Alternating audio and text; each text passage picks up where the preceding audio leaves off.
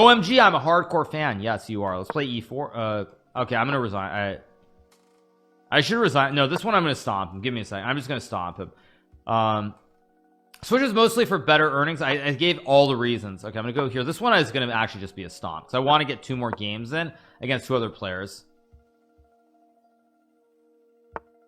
Let's go e5 and knight g5 here.